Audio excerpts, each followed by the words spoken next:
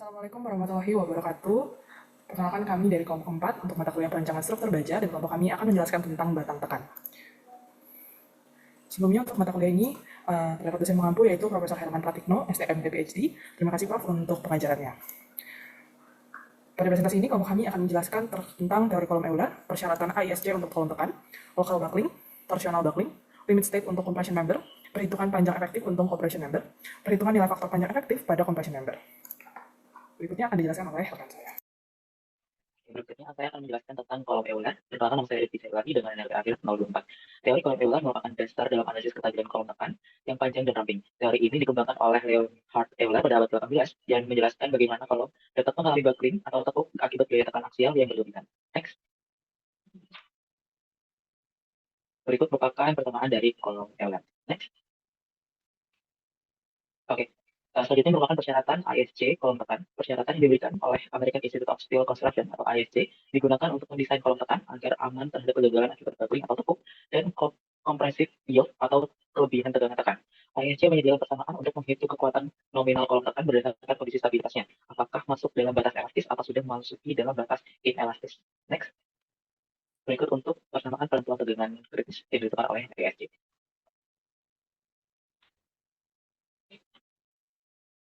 Selanjutnya, saya Nabila Sana Yusri akan menjelaskan perihal local buckling. Local buckling merupakan kegagalan struktur yang disebabkan karena deformasi berlebihan dari struktur secara lokal sebelum keseluruhan elemen mencapai batas beban akhirnya. Next. Berikut ini adalah persamaan dari local buckling, yang mana untuk yang atas adalah persamaan local buckling berdasarkan width dan thickness dari flange, dan yang bawah adalah persamaan local buckling berdasarkan jarak root dan flange dan ketebalan. Next. Selanjutnya adalah torsional buckling. Torsional buckling merupakan kegagalan struktur yang terjadi ketika elemen mengalami deformasi akibat kombinasi gaya tekan dan momen torsi, menyebabkan elemen tersebut berputar atau memutar di sekitar sumbu longitudinalnya. Next. Berikut ini merupakan tipe dari torsional buckling.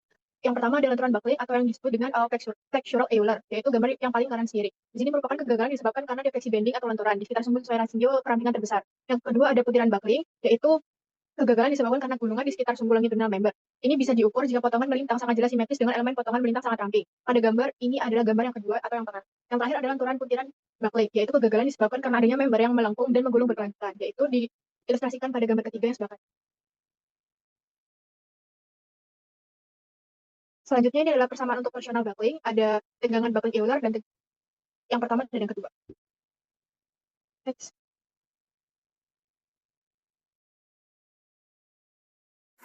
Selanjutnya merupakan limit state untuk compression member. Dalam desain compression member atau kolom, berdasarkan AISC atau American Institute of Steel Construction, terdapat beberapa limit state utama yang harus diperhitungkan untuk memastikan keamanan dan kestabilan struktur. Yang pertama merupakan slenderness limit state atau kriteria batas kerampingan. Kriteria batas kerampingan adalah berupa rasio kerampingan, yang dimana KL per L yang nilainya tidak boleh lebih dari 200. Yang kemudian bisa dilihat di bawah ini. Selanjutnya adalah kriteria batas tekuk lentur untuk compact dan non-compact section atau member kekar yang terdapat perbedaan pada metode LRFD dan ASD. Kemudian untuk PN sendiri adalah nominal compressive strength pada member, untuk FCR adalah tegangan tekuk lentur, AG adalah luasan kotor dari cross section member. Selanjutnya adalah kriteria batas untuk slender section atau member ramping. Berikut merupakan perhitungan efektif area, dan slender section ini memiliki elemen yang terlalu tipis sehingga mengalami local buckling sebelum mencapai ketegangan lelehnya.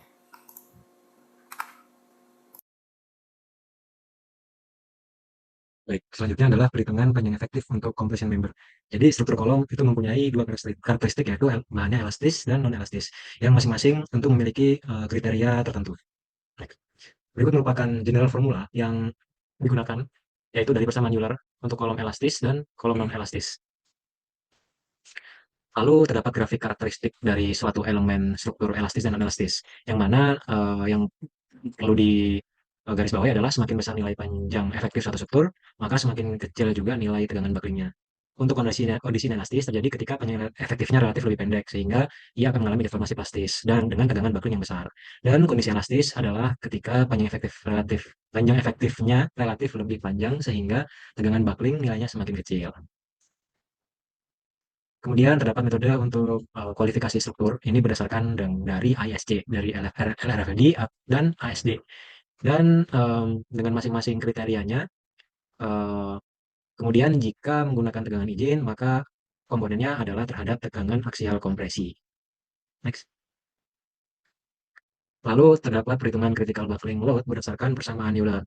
Nah, untuk critical buckling load ini dihitung dari persamaan Euler buckling load, yang mana diturunkan dari persamaan tersebut untuk menghitung initial crack di kolom elastis dan initial crack di kolom